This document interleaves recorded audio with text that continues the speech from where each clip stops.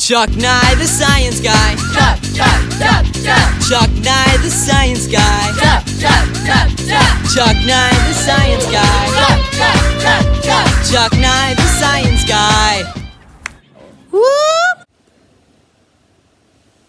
So to recap,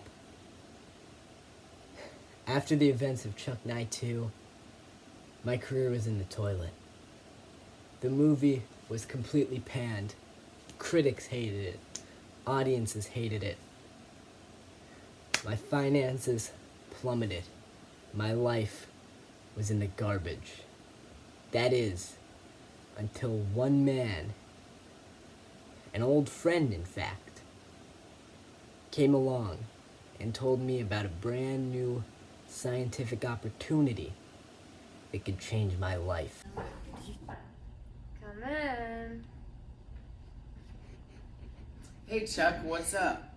I have severe depression and I'm addicted to drink. Well, I know just what can help you. No one can help me. What about a brand new scientific opportunity? Like what? How about time travel? Time travel is impossible. Not for long. Where's this time travel facility? It's in Germany, and our flight leaves in 2 hours. It looks like I should start packing. Wow, we sure are in a moving car right now. Yep, this is a moving car that's being driven by me. Wow, we sure are in a plane that is definitely flying to Germany right now. Totally. It's time to visit the laboratory. It's time to go. The lab is in space. Hey Chuck, how does teleportation work? That is actually a great question, Henry, and the way teleportation could work in real life, we weren't able to replicate this in the movie, but a way it could work is, basically, we have to imagine space and time and really just everything in the universe basically as if it is a flat piece of cloth like this. And how you would make a portal is you would take something that has a lot of what's called negative mass, and that basically means that the more of it you have, the lighter it is, until eventually it becomes negatively heavy. It's very hard to explain, but what you would do is you would take a lot of negative mass, represented by this pencil, and then you could fold the fabric of the universe in half. Then you could take the negative mass and use it to just puncture a hole through the fabric of the universe. So now, normally, if we say, like, this is where we are now, and then this is the time travel facility on the other side, normally a person would have to go from here, they would have to go around, and they would have to take the long way, they would have to travel across a long area of space, but now they can just take this shortcut, they can take this portal, represented by this hole. Right here, they can just go directly through. Now, unfortunately, teleportation, I don't think we'll ever be at a point where it can just kind of happen instantly, but things like portals are definitely possible in actual physics. Thank you for your explanation, Chuck. You're the best. Now, transport. Gaze upon the beauty of space. It's so beautiful. Look at all the stars. I'm ready. Who's he? This is Mr. Center. He's the man we'll be sending back to the 1980s. Hey Chuck, how does time travel work? That's another great question, Henry. And how time travel could work is we have to think about it in two different ways. We have forwards time travel, going forward in time, and then we have backwards time travel, which is going backwards in time. And forwards time travel is actually pretty easy. All we need to do is effectively speed up time, so it's like you'll be fast forwarding. And there's actually a really easy way to do that, and again we have to go back to this cloth, and this cloth represents the fabric of the universe.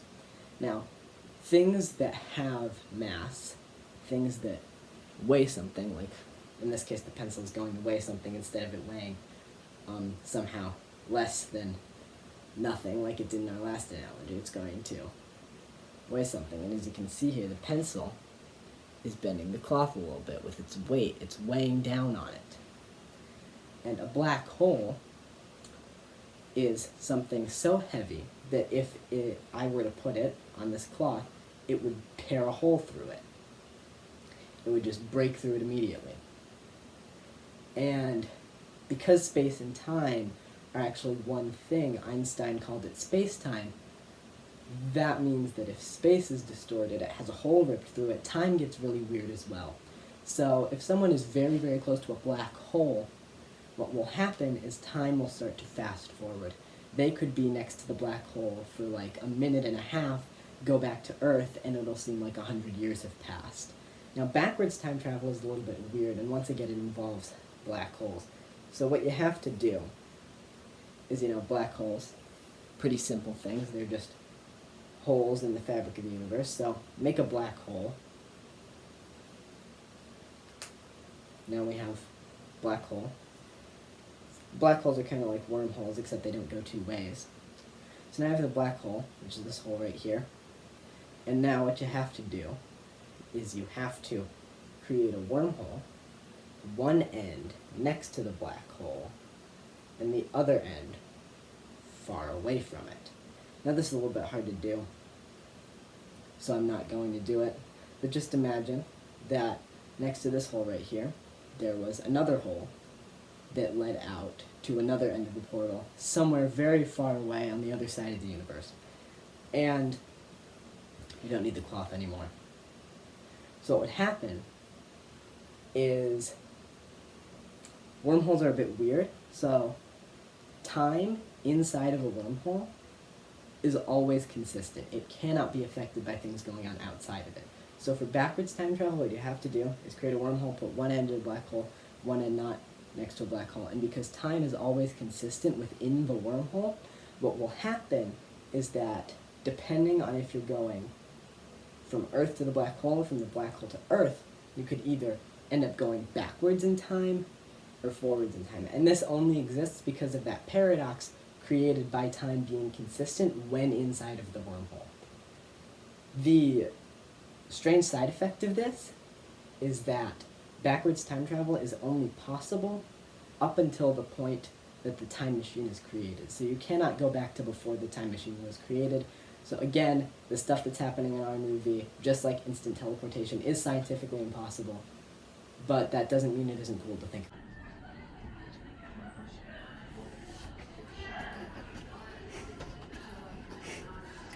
Into the chamber I go.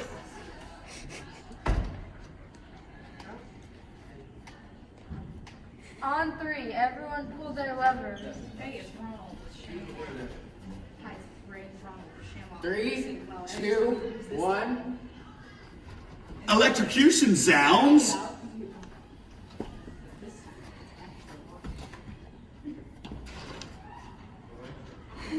Is that it? Yep, let's go back down to Earth and see what's changed. Hey! You guys haven't done your daily prayers to Gordito. In the car! No! We're going to jail! Can anyone here tell me why we were just arrested? You mean to tell me you don't know about the Gordito regime? Who's Gordito? Gordito is a man who appeared in 1980 and he had extensive knowledge of the future and he used that knowledge to become the dictator of the U.S. My God. What's wrong? Nothing, but I think I have a plan for how we can escape. So what's your plan, Chuck? Well, I've been standing on these pink sheets of paper for a while now, and I realized that the guards who arrested us were wearing pink masks. So I say we can use this paper and disguise ourselves as guards. That's a good idea. There you go. It's harder than I thought. All right. Let's get out of here. I see another prisoner over there. We have to rescue him. All right. Don't worry, we're in disguise. We can rescue you. Yeah. We're good guys. Yeah. All right. Now we gotta go find the armory. I think it's this way.